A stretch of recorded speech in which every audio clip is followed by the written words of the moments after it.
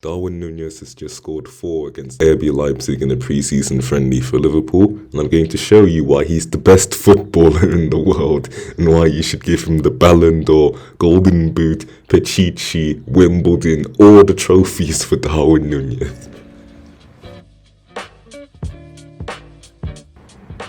So Núñez scored his 4 goals in a different manner of ways, so one of them being a penalty, which he converted into the bottom right. The keeper did get a bit of a touch, but he still converted it, meaning that it was a good penalty. It did its job.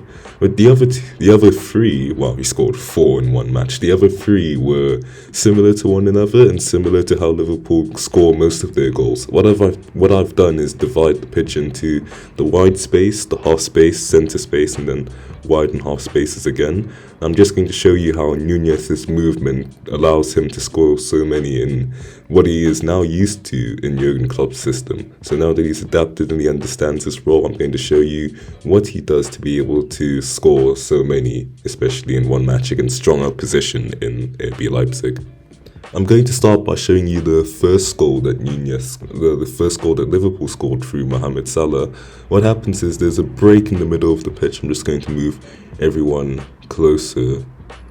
So the ball falls to Thiago Alcantara. He's in the left half space. He tries to get it over to Roberto Firmino. I think Willy Oberon, the Hungarian defender, blocks off Firmino. The ball then falls to Salah, who comes in from this right half space into the centre space around the D. It just falls to him and he slots it.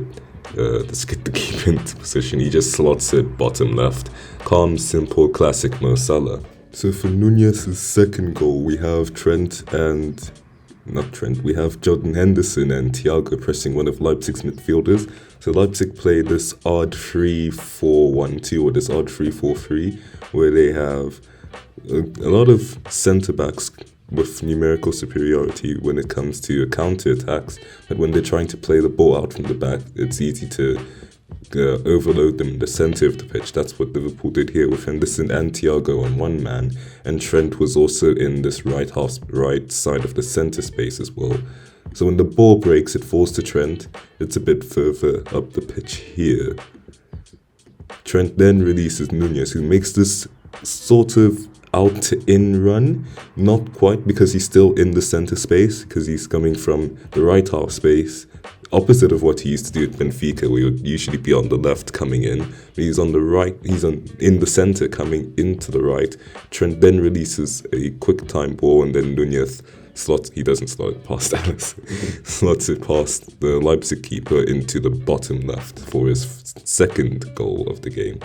One thing to notice, Trent was a lot more advanced up the pitch. Usually he's in this right half space here, or sometimes in this right wide space when Salah is inverted, but usually it looks like this here, this sort of formation.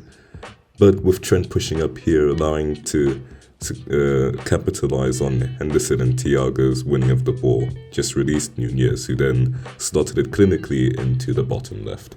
Then for the second goal, youngster Stefan Bajcetic wins the ball off one of Leipzig's midfielders. Harvey Elliott, then smart, comes in from the wide space into the half space. The centre-back's out of position. He tries to get close to Elliott, but by the time Bajcetic passed the ball or gives it to Elliott, he's already seen the run of Núñez, who comes in again from the centre space. Usually he's in the half spaces for Benfica with someone like Everton playing there. For Núñez's hat-trick, youngster Stefan Bajcetic presses one of Leipzig's midfielders. It's because it's not really a high press, it's just good work from the 17-year-old. He then releases Harvey Elliott, who goes a bit out into the wide spaces. Núñez is darting into the box, of course being marked. But what happens here is one of Leipzig's wing-backs comes and presses Elliott along with one of the centre-backs as he pushes into the box, meaning that there's less pressure on Núñez. He splits into the channel created by these two centre-backs here into this somewhat corridor of uncertainty, this space here in between the box and in between the 6-yard box and the 12-yard line. The 6-yard box and the edge of the penalty area. Elliott then, on his left foot, I think, just brings the ball into the box for Núñez to open up his body and get it bottom left with his left foot. The third goal involved a bit more individual brilliance from Fabio Carvalho. So the ball is won, he then heads it over his man here, going past him. Núñez and Elliott are already on their bike as soon as they see Carvalho enter some space.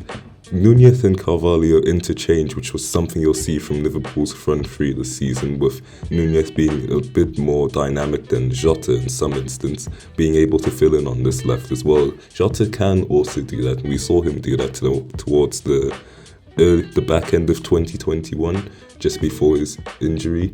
We saw that do it a lot against Arsenal.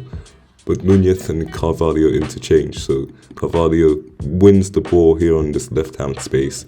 Núñez's run is going somewhat inward out into the left-hand side. Carvalho then comes inside, driving forward with the ball.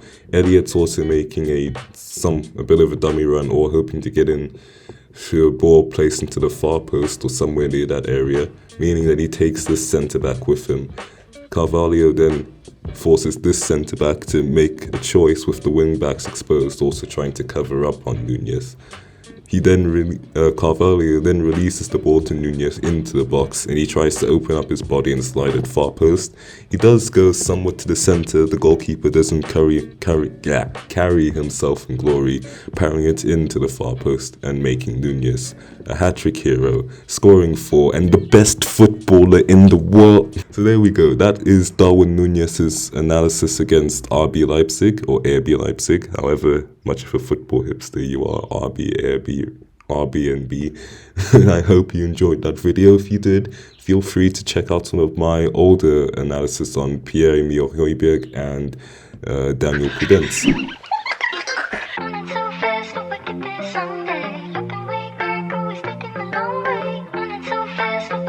Someday, looking